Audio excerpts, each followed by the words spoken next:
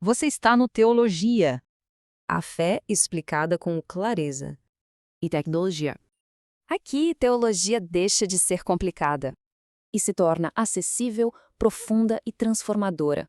No episódio de hoje, vamos voltar no tempo para entender como a igreja, ao longo da história, compreendeu quem Jesus realmente é. Bem-vindo ao nosso estudo de Cristologia Histórica. Olha, tudo começa com essa pergunta. Uma pergunta que o próprio Jesus fez aos seus discípulos e que, sério, ecoa há 2000 anos. Quem dizem os homens que eu sou? Parece simples, né? Mas essa questão foi o gatilho para séculos de debates, de concílios, de controvérsias que acabaram moldando o coração da fé cristã. E para a gente não se perder nessa viagem, o nosso roteiro vai ser o seguinte. A gente começa com a questão central lá na Era dos Apóstolos, depois a gente explora os primeiros desafios que a doutrina enfrentou, daí mergulhamos de cabeça nos debates de Nicéia e Calcedônia, que foram decisivos, e no fim vamos conectar tudo isso com os dias de hoje. Então, vamos lá. No comecinho de tudo, a fé em Cristo era como água pura, cristalina. Os apóstolos, que andaram com Jesus, que viram tudo, passaram seus ensinamentos de forma muito direta. Era uma fé mais vivida do que teorizada, sabe? Não tinha muita necessidade de ficar criando fórmulas teológicas super complexas. Essa linha do tempo aqui ajuda a gente a visualizar a coisa toda. A era apostólica foi o fundamento. Mas logo em seguida, na era subapostólica, os líderes da igreja, conhecidos como apologistas, precisaram começar a defender a fé. Por quê? Porque começaram a surgir interpretações diferentes.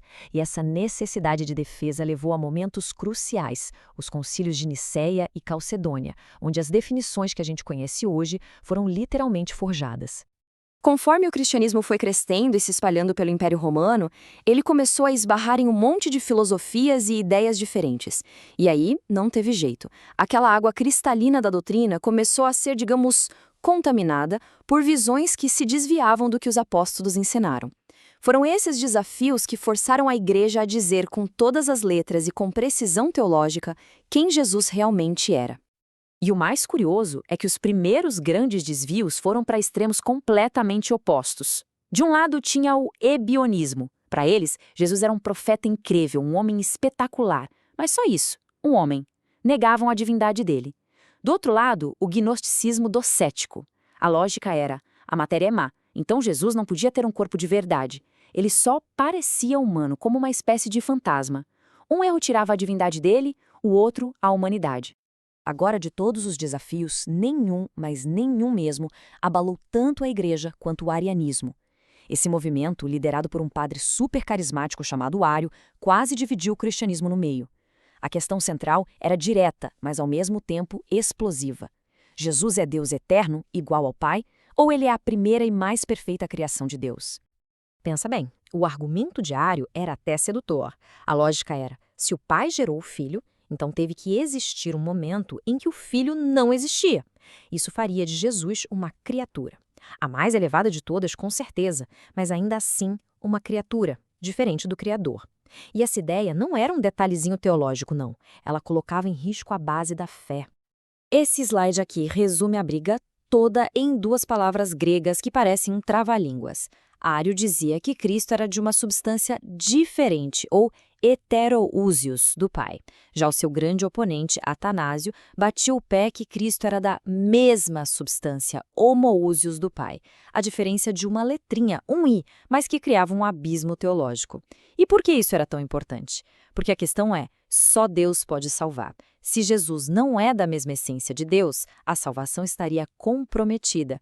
Para resolver essa crise toda, o imperador Constantino convocou o primeiro grande concílio da história, em Nicéia, no ano 325. E a conclusão foi essa declaração aqui, forte e clara.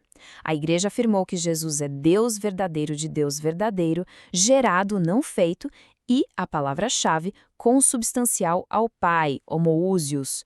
O arianismo foi oficialmente condenado e a divindade plena de Cristo se tornou a pedra fundamental da fé cristã. Ok, então Nicéia resolveu a questão da divindade. Problema resolvido, certo? Não exatamente. Ao afirmar que Jesus é totalmente Deus, surgiu outra pergunta tão complicada quanto. Se ele é totalmente Deus e também totalmente homem, como é que essas duas naturezas convivem em uma única pessoa? Resolver um problema abriu um novo século de debates.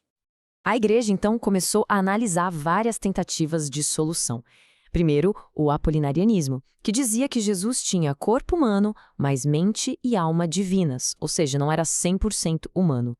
Depois, o nestorianismo, que basicamente dizia que Jesus eram duas pessoas separadas, uma divina e uma humana, morando juntas no mesmo corpo, quase uma esquizofrenia teológica.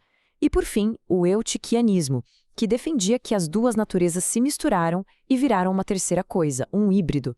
A igreja olhou para todas elas e disse não, não é bem por aí.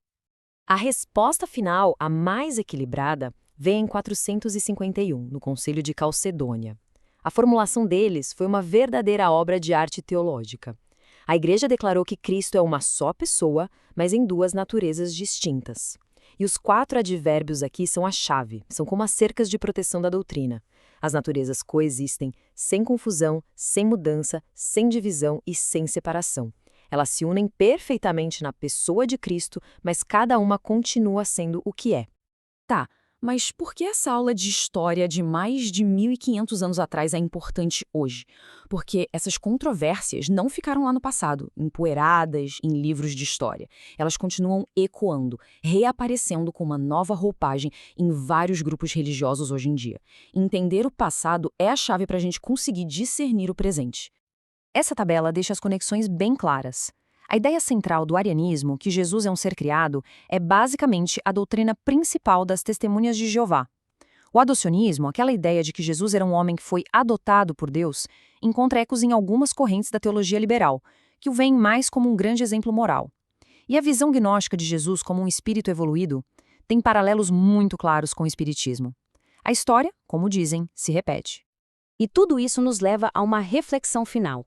Como é que conhecer essa jornada toda, essa luta histórica, aprofunda nosso entendimento sobre Jesus?